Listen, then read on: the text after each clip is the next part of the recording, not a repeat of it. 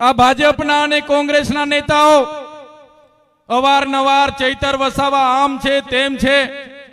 ચૈતર વસાવાને પૂરી દઈશું, એનું પૂરું કરી નાખીશું, એવી બધી નિવેદનોબાજી કરે છે।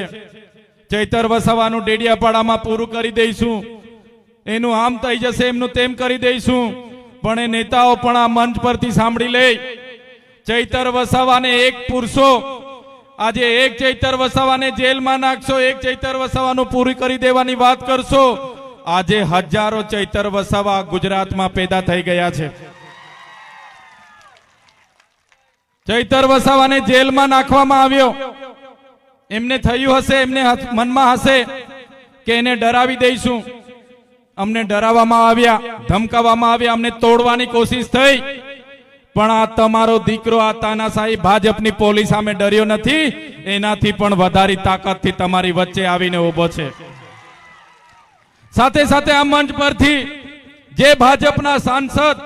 અને જે ભાજપના ધારાસભ્ય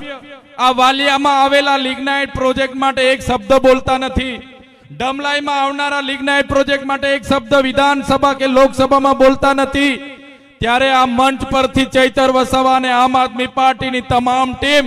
અમારા માન્ય કેજરીવાલજી હોય, માન્ય ભગવત માનજી હોય, ગોપાલ ઇટાલિયા હોય, ઈસુદાન ગઢવી હોય, રાજુ કરપડા હોય, મનોજભાઈ સરોટિયા હોય કે પ્રવીણભાઈ રામ હોય, અમે તમને ખાતરી આપીએ છીએ,